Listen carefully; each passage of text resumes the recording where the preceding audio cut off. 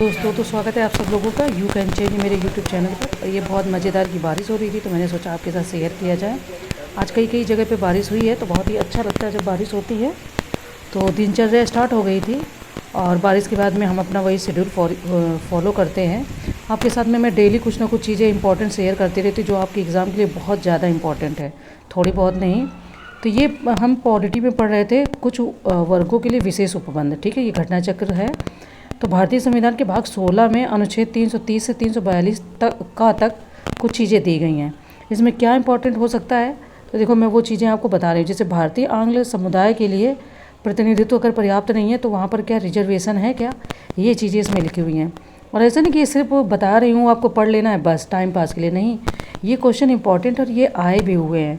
अब देखो कई बार क्या होता है जो 2015 का क्वेश्चन है वो 2022 में पूछ देते हैं, 2020 में पूछ देते हैं। तो ये तो डिसाइड हम नहीं कर सकते कि कौन सा क्वेश्चन किस ईयर में आएगा, लेकिन ये ज़रूर डिसाइड है कि क्वेश्चन आते हैं। तो आप पहले यहाँ पर इसके जो शॉर्ट नोट्स होते हैं, तो जो यहाँ पे शॉर्ट नोट्स दिए रहते हैं पहले उनको अच्छे से पढ़ लिया करो और फिर क्वेश्चन को देख लिया करो। और इसके बाद में जो टेस्ट सीरीज लगाते हो तो उसको देखो। तो इससे क्या हो जाएगा, आपका रिवीजन मल्टीपल टाइम हो जाएगा और प्लस आपको क्वेश्चन का आइडिया लग जाएगा। अब देखो 102 में संविधान संशोधन द्वारा 2018 में अनुच्छेद 338 खा और को जोड़ के उसके तहत सामाजिक और शैक्षिक दृष्टि से पिछड़े वर्गों के लिए राष्ट्रीय पिछड़ा वर्ग आयोग के गठन हेतु प्रावधान किए गए। वो वहाँ पर संविधान संशोधन पूछ लेते। ये देखो आपके आए भी हुए क्वेश्चन, ऐसा नहीं है 2010 में ही आया हुआ कि अनुसूचित जाति के लिए व्यवस्था की गई तो उसके आर्टिकल पूछते हैं। 2016 में आया, देखो पहले 2006 में आया, फिर 10 साल बाद 2016 में इसको रिपीट कर दिया। किसी जाति तथा जनजाति को अनुसूचित जाति तथा अनुसूचित जनजाति घोषित करने हेतु शक्ति संपन्न संवैधानिक प्राधिकारी कौन है, राष्ट्रपति हैं भारत के। लेकिन आपको कन्फ्यूजन ना हो तो इसलिए आपको मल्टीपल टाइम रिवीजन और प्लस इसको पढ़ना होता है। अब देखो अनुसूचित जाति का दर्जा, ये क्वेश्चन कई आयोग ने पूछा और कई बार पूछा है। अब ये पूछ लिया था पहले बीपीएससी में 2008 में पूछा कि 14 अगस्त 2007 को संसद द्वारा भारतीय संविधान में संशोधन के उपरांत अब अनुसूचित जाति की सूचियों में कितनी संख्या है, ठीक है, ऐसे पूछ लेते हैं। इसके बाद में आपका ये यहाँ पर क्वेश्चन आए हुए हैं, तो जो जितने आए होते हैं ये आपका अनुसूचित जातियों को देखो बहुत बार आया, एक बार नहीं आया। गठित करने का प्रावधान किस अनुच्छेद में, अब अनुच्छेद पूछ लिया है ना। ये देखो इसको कितनी बार दिया, 3 बार दिया। मैं वो चीज़ दिखाती हूँ ऑथेंटिक जो ज़रूरी है एग्ज़ाम के लिए। इस समय अब फालतू के वीडियो देखने का कोई मतलब नहीं है। देखो एमपीपीसीएस ने 2021 में पूछा, छत्तीसगढ़ ने 2020 में इसी को पूछा, झारखंड ने 2021 में और 2017 में यूपीपीसीएस ने पूछा ही था। इस क्वेश्चन को देखो, इसको यूपीपीसीएस ने ही 4 बार पूछा हुआ है ना। तो सोचो लोकसभा में एंग्लो इंडियन समुदाय के प्रतिनिधित्व की। इसके बाद में हम इंटरपर्सनल स्किल का मैंने सीसेट का पूरा 100 क्वेश्चन का पेपर भी अपलोड कर दिया है अपने वीडियो चैनल पर, तो उसको जाके आप @resource UPPSC में देख सकते हैं। @resource UPPSC चैनल का नाम है, वहाँ पे आपको सीसेट का फ्री टेस्ट पेपर मिल जाएगा।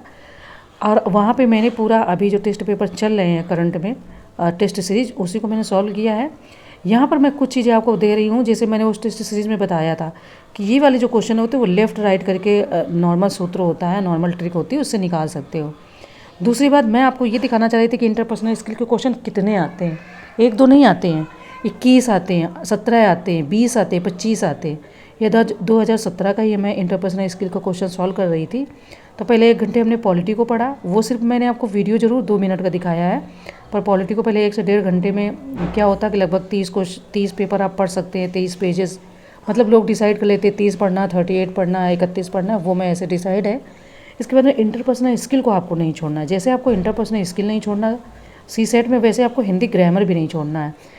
मेरे इंटरपर्सनल स्किल में ठीक क्वेश्चन जाते हैं, बट मेरी ग्रामर थोड़ी अभी भी वीक है, रिवीजन की प्रॉब्लम है, तो मैं रिवीजन करूँगी। अब मैं इसमें आपको कुछ चीज़ें दिखाना चाह रही थी, जैसे सहज ज्ञान निर्णय करता है या डैश का प्रयोग, अनुभव, भावनाओं और संचित फैसलों पर आधारित निर्णय। यहाँ पर जो ज़्यादा क्लोज आंसर होगा वही इसका आंसर बनता है। जैसे गेस करेंगे तो आपको 3 क्लोज लग सकते हैं, 2 क्लोज लग सकते हैं।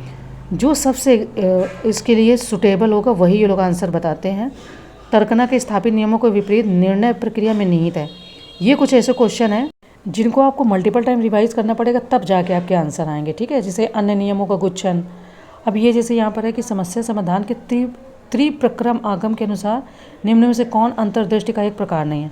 अब जैसे आपने कभी त्रिप्रक्रम का नाम नहीं सुना, और ये यहाँ पर ये 3 चयन करने वाले ऑप्शन दिए गए हैं। ये कब आपको तैयार होंगे, जब आप इनको मल्टीपल टाइम देखोगे। ये 2017 का है, 2018, 19, 20 और 24 तक मैं शेयर करूँगी। वैसे मैंने इनका वीडियो भी बनाया, सारे क्वेश्चन को मैंने बताया है, मेरे उसी चैनल पर वीडियो भी अपलोड है पूरा, वो चाहो तो देख लो, चाहे डेली मैं दिखा रही हूँ बता रही हूँ तो इनको देखते चलो, अगर आपके पास है तो उसको प्रैक्टिस करो। तो जैसे आप यहाँ पर पहले रिवाइज करते हैं, फिर टेस्ट सीरीज़ में जाके क्वेश्चन को अटैम्प्ट करते हो, फिर भी वहाँ आपके जैसे आपने 20 अटैम्प्ट किए तो आपके 4 से 5 गलत होते हैं, फिर उनको रिवाइज करते हो तो आपके चांसेस बहुत अच्छे हो जाते हैं। ठीक है, कोशिश मेरी यही है कि इतना क्रूशियल टाइम है इसका बहुत अच्छा आप यूटिलाइज़ करो, अनावश्यक कहीं भी बर्बाद मत करो। और कहाँ कहाँ कितनी ज़्यादा प्रॉब्लम आती है, जैसे जीएस को आप साल भर पढ़ते हो और वो इतना वास्ट सिलेबस है कि लगता है नहीं होगा, तो इसको भी ज़रूर पढ़ो। ठीक है, मिलेंगे नेक्स्ट वीडियो में। Thank you.